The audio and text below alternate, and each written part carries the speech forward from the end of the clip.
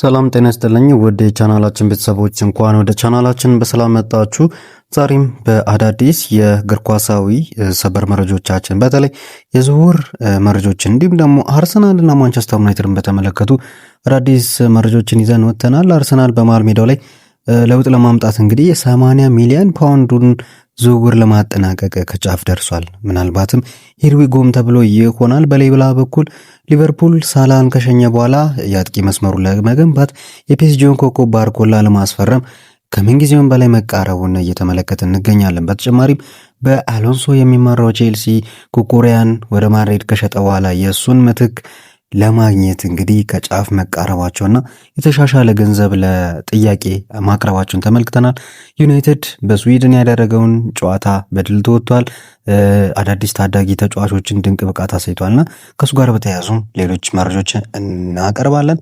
እነዚህና ሌሎች አዳዲስ መረጃዎችን ይዘን መጥተናል። ታዲያ እናንተም ቪዲዮን ላይክ አድርጉ፣ ቻናሉን ሰብስክራይብ አድርጋችሁ ሀሳብ አስተያየቶቻችሁንም ኮሜንት መስጫው ሳጥን ውስጥ እያስቀመጣችሁ ቤተሰብ እንድትሆኑ ስንል በአክብሮት እንጋብዛለን። በመጀመሪያም ወደ ሰሜን ለንደኑ ክለብ አርሰናል እንለፍናም። አርሰናል የመጀመሪያውን የቅድመ ውድድር የወዳጅነት ጨዋታ በስፔን ከጂሮና ጋር አድርጎ ጨዋታውን 4-1 በሆነ ሰፊ ውጤት ማሸነፍ ችሏል። የዚህ ጨዋታ ዋናው ትርጉም አርሰናል ማሸነፉ አይደለም። እዚህ ጨዋታ ላይ ዋነኛው ሲፈለግና ሲጠበቅ የነበረው ነገር ተጫዋቾች በምን አይነት መልኩ ይጮታሉ፣ በተለይ አዳዲስ ፈራሚዎች። ከነዛ መካከል ዋነኛው ሲጠበቅ የነበረው ክርስቶስ ዞሊስ ነበረ። በ34 ሚሊዮን ፓውንድ አርሰናልን የተቀላቀለው ይህ ግሪካዊ የክንፍ መስመር አጥቂ በግራ መስመር ላይ ተሰልፎ የመጀመሪያ ጨዋታውን ለመድፈኞቹ ማድረግ ችለው ነበረ። ታዲያ ዞሊስ በጨዋታው ላይ እጅግ በጣም ድንቅ እንቅስቃሴ ያደረገም ሲሆን የመጀመሪያውንም ጎል ማስቆጠር ችሏል። ዝቅ ብለው ማለትም ወደ ኋላ ፍግፍጎ የሚከላከሉ ቡድኖችን ለመስበር የአርሰናል ጥሩ አማራጭ እንደሚሆንም አሳይቷል። አርሰናል ደጋፊዎችም ሆኑ የክለቡ አባላቶች ትሮሳርድ ወጣ ብለው ሀዘን ሲገጥማቸው ተመልክተን ነበርና ክርስቶስ ዞሊስ የትሮሳርድን 3-4 እጥፍ ዴሊቨር እንደሚያደርግ እኔ ገና ከወዲሁ ልነግራችሁ እወዳለሁ። ምክንያቱም ልጁ በጣም ድንቅ ተጫዋች ነው። ተከላካዮችን ሰባብሮ ገብቶ ጎል ማስቆጠር የሚችል ተጫዋች ነው። በዚህ ጨዋታ ላይም ሲያደርገው የነበረው እንቅስቃሴ እጅግ በጣም ጥሩ ይበል የሚያሰኝ ድንቅ እንቅስቃሴ ነበርና በቀጣይም እንግዲህ በፕሪሚየር ሊጉ፣ በሻምፒየንስ ሊጉ፣ በሁሉም የውድድር መድረኮች አርሰናል በሚሳተፍባቸው ሁሉ እንመለከተዋለን። ዋነኛው ጥያቄ ግን ቪኒሲየስ ጁኒየር ወደ አርሰናል የሚመጣበት እድል እየሰፋ ስለሆነ ታዲያ ቪኒሲየስ ጁኒየር ከመጣ ዞሊስ የቱ ጋር ሊሆን ነው? ዋነኛው ጥያቄ በዚህ መልኩ ነው የምንመለከተውና ምናልባት ክርስቶስ ዞሊስን ሜቢ የሃቨርትስ እና የዮኮሬሽ ቦታ ላይ ሌላ ጭንቀት መጨመር፣ ካልሆነም ደግሞ ቪኒሲየስ ጁኒየር እና ዞሊስን አንዱን ወደ ቀኝ አንዱን ወደ ግራ እያደረጉ እያፈራረቁ ከቡካዮ ሳካ ጋር የማጫወት ሁኔታ ሊፈጠር ይችላል ባይ ነኝ። በእኔ በኩል ግን ክርስቶስ ዞሊስ ጥሩ ተጫዋች ነበረ፣ ግን ብቻውን አልነበረም። ሌላ አንድ ድንቅ ተጫዋች አለ፣ ማክስ ዶማን የተባለ የ16 ዓመቱ የአርሰናል ወደፊት ተስፋ እንግዲህ በጨዋታው ላይ ያሳየው ድንቅ እንቅስቃሴ ምን ያክል የልጅ እየበሰለ እንደመጣም የሚያሳይ ነገር ነው። ዶማን ድንቅ ጎል አስቆጥሯል። ከዛም በላይ ግን ለካይ ሃቨርትዝ ድንቅ ጎል የሆነች ኳስ አመቻችቶ ያቀበለበት መንገድም በብዙዎች ዘንድ ሲደነቅ ነበረ። ከነዛ ከጎልም ተሳትፎዎች ውጪ ያደረጋቸው የጨዋታ ሂደቶች በጣም ድንቅ ነበሩና ሌላው የሚመሰገነው ነገር የዶማን ነው። ጎሎቹን እንግዲህ ጋብሪኤል ጄሱስ አስቆጥሯልና በእነዚህ ምክንያት እንግዲህ አርሰናል 4-1 በሆነ ውጤት ነው ጨዋታውን ማሸነፍ የቻለው። አርሰናል እንግዲህ ወደ ዝውውር መረጃዎቹ እንለፍና ባለፈው ዓመት ከብሬንትፎርድ በ12 ሚሊዮን ዩሮ ያስፈረመውን የ32 ዓመቱን ዴንማርካዊ አማካይ ኖርጋርድን ለኤቨርተን በ7 ሚሊዮን ፓውንድ ለመሸጥ ተስማምቷል። ኖርጋርድ በለንደን ቆይታው 20 ጨዋታዎችን ብቻ ነበር ያደረገው፣ ግን ደግሞ በ20 ጨዋታ የፕሪሚየር ሊግ ሻምፒዮን ሆኖ መውጣት የቻለበትን ሁኔታን የተመለከተውና ይህም ለኖርጋርድ ምን ያክል እድለኝነት እንደሆነ ትመለከቱታላችሁ። ወደ ሌሎቹ መረጃዎቻቸውን እንለፍ። አርሰናል የኒውካስትል ዩናይትዱን የ28 ዓመት ብራዚላዊ አማካይ ብሩኖ ጉማሬሽን ለማስፈረም ከስምምነት መድረሱን እየተመለከተ እንገኛለን። ከ80 ሚሊዮን ፓውንድ በላይ የዝውውር ሂሳብ ማቅረቡን ተመልክተናል። የ5 ዓመት የረጅም ውልና በክለቡ ከፍተኛ ተከፋይ ከሚባሉት አንዱ ሊያደርጉ የሚችለው ኮንትራትም ቀርቦለታል። በዚህም በግል መስማማቱን ተመልክተን ነበረ። አርቴታ የቡድኑ ዋነኛ አድናቂ ሲሆን ተጫዋቹ በመሃል ሜዳው ላይ የፈጠራን አቅም የሚጨምርና ጨዋታን የመቆጣጠር ብቃቱ ከፍተኛ ይሆናል ተብሎ ይጠበቃል። ለዚህም ለአርሰናል ትልቅ ግብዓት ይሆናልም ተብሎ ነው የሚጠበቀው። ተጫዋቹ የሕክምና ምርመራውን በለንደን ለማድረግ ዝግጅቱን መጨረሱን ተመልክተናል። የሕክምና ምርመራውም እንደ መረጃዎች ከሆነ በዕለተ ሰኞ ይጠናቀቃል ተብሎ ነው እየተጠበቀ የሚገኘው። የዝውውር የማርቲን ዙቢሜንዲን የወደፊት እድልም እንደማይነካው ነው። ሜቢ እየተፈራረቁ የሚጮቱበት እድል ይኖራል። አርሰናል ሁለቱንም አማካዮች በአንድ ላይም የመጠቀም እድል ሊኖረው ይችላል። እሱን የጨዋታ ክፍለ ጊዜዎቹ ሲደርሱ የምንመለከተው ጉዳይ ይሆናል። አሁን ደግሞ ወደ አንፊልድ እናምራና የሊቨርፑልን አዲስ ትኩስ የዝውውር መረጃ እንመልከት። ሊቨርፑል በዚህ ክረምት ቡድኑን በሰፊው መልሶ የመገንባት ስራ ላይ ይገኛል። ከነዛ መካከል እንግዲህ አዲሱ አሰልጣኝ ኢራዮላ ያው የራሱን ቡድን የመገንባት ኃላፊነት አለበት እና ግን አንድ ችግር ነበረው፣ ሳላ ለቆበታል። ታዲያ የሳላን ምትክ ማፈላለግ ነበር ዋነኛው ጥያቄ።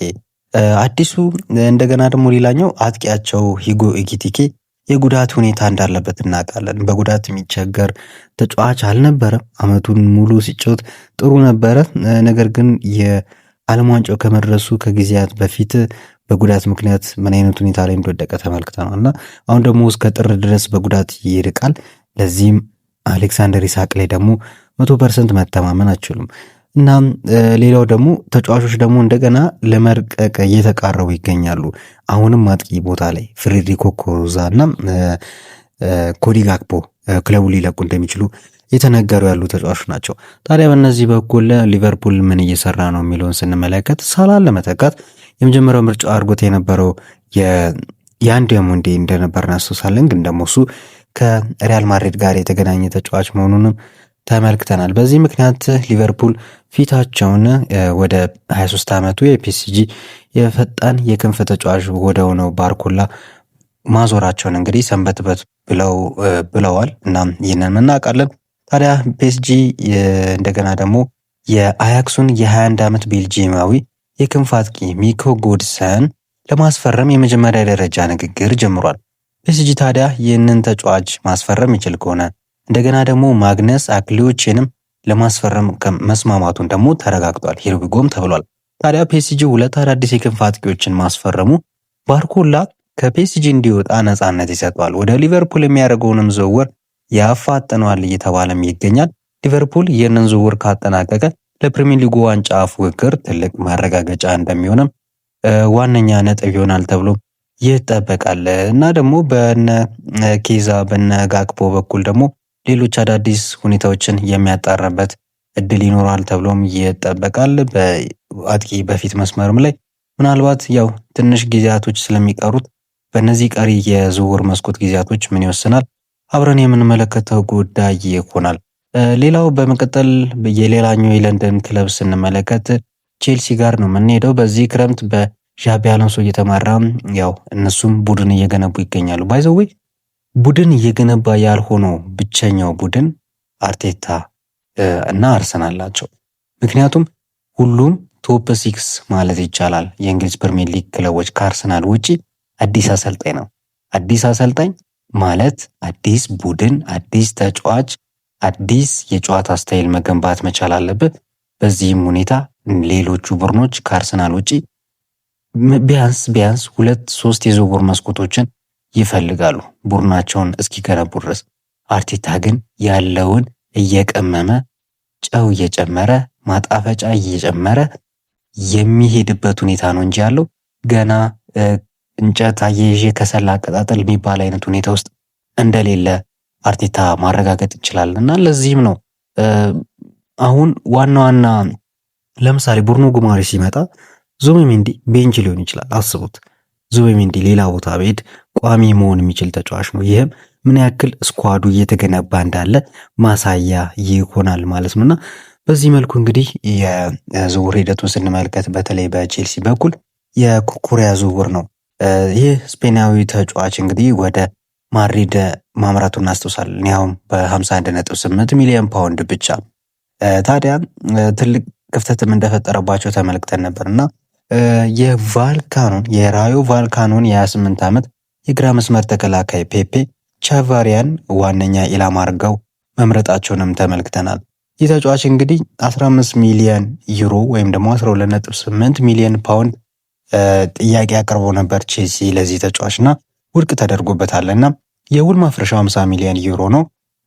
አሁን ደግሞ 25 ሚሊዮን ዩሮ ወይ ደግሞ 21 ሚሊዮን ፓውንድ ይጠበቃል። በዚህ ልጅ የዝውውር ሂደት ላይ ግን ቼልሲዎች የተሻሻለ የዝውውር ጥያቄ ይዘው ይቀርባሉ እየተባለ ይገኛል። ምን ያክል የሚያቀርቡ ይሆናል አብረን የምንመለከተው ጉዳይ ነው። ከተጫዋቹ ጋር በግል ውል ከተስማማ በኋላ ነው ለቫልካኖ አዲስ የተሻሻለ ጥያቄ ማቅረቡ የተሰማው። ቻቫሪ ወደ ቼልሲ ለመዘዋወር ከፍተኛ ጉጉት አለበት፣ እየገፋፋም ይገኛል። ንግግሮቹ ውስብስብ ቢሆኑም ዝውውሩ ይጠናቀቃል ተብሎ ይጠበቃል። ወደ ማንቸስተር ዩናይትድ እንለፍ። ማይክል ካሪክ የሚመራው ቡድን በስቶክሆልም አትሌቲኮ ማድሪድን 2-1 በሆነ ውጤት አሸንፎ የስናፕ ድራገን ካፕ ዋንጫን አሸንፏል። ብራያን ምቤሞ በዚህ ጨዋታ ላይ ድንቅ ነበር። ቤንጃሚን ሼሽኮ በጉዳት ላይ ያው እያገገመ ይገኛል። በዚህ ሰዓት ታዲያ ምቤሞ በፊት አጥቂነት ተሰልፎ 2 ጎሎችን ማስቆጠሩን ተመለከትን። ግን ደግሞ ከሱ በስተቀር ያሉ ተጫዋቾችን ስንጠቅ ሼሌሲ የ19 ዓመቱ ታዳጊ ፍጹም ምን አይነት ድንቅ ተጫዋች እንደሆነም እያስመለከተ ይገኛል። ማይክል ካሪክ የልጅ እድል የሚሰጠው ከሆነ ጥሩ አይነት ሁኔታ ውስጥ አሰልጣኙ ሊከቶ እንደሚችል እየተመለከተ እንገኛለን። ሌላው ጃክ ፍሌቸር ነው። ለሁለተኛዋ ጎል ድንቅ አሲስት ያደረገ ተጫዋች ነው። እንደገና ደግሞ ጄጄ ጋብርኤል ገና የ15 ዓመት ታዳጊ የሆነውና ትንሹ ሜሲ እየተባለ የሚታወቀው ተጫዋች እንግዲህ በ82ኛ ደቂቃ ላይ ገብቶ የመጀመሪያ ጨዋታውን ለዋናው ቡድን ማድረጉን ተመለከትን። ጥሩ እንቅስቃሴንም አስመልክቷል። ግን ደግሞ ከነዚህ ውጪ ሜሰን ማውንት ምን አይነት ተጫዋች እንደሆነ ያስመሰከረው በተለይ ተጫዋቾችን አቋማቸውን መልሰው እንዲያገኙ ምን አይነት ሁኔታ ላይ እንዳሉ ፈትሾ እንዲያዩ የሚረዳ ነው ተብሎ ይጠበቃል። ግን ከማንም በላይ በዚህ ፕሬሲዝን ጨዋታዎች እየተጠቀመ ያለው ተጫዋች ሜሰን ማውንት ነው። በሚገባ ነው አቋሙን እያሳየ ያለው። ሜቢ አሁን ማይክል ካሪክ ለመጠቀም ካሰበው የቦታ ሁኔታዎች አንጻር ለምሳሌ 10 ቁጥር ያው ቡርኖ አይነኬ ነው። ግን ደግሞ አይነኬ ሲሆን አነኬ ነው ማለት ባለው አቋም ነው እንጂ አቋሙ እየቀዘቀዘ ከሄደ መነሳቱ አይቀርም። ግን ደግሞ ሜሰን ማውንት የቡርኖ ደረጃ ላይ መድረስ ይችላል ወይ? እሱን የምንመለከተው ይሆናል። ግን ደግሞ በ8 ቁጥር ቦታ ላይ ከቴሌማንስ ጋር ቦታ እየተፈራረቁ ይጮታሉ የሚል አይነት ሀሳብ ነው ያለው። በመከላከሉም ጥሩ ነገር አስመልክቷል። ማንቸስተር ዩናይትድ ከሞላ ጎደል ጥሩ ነገር አስመለከተን።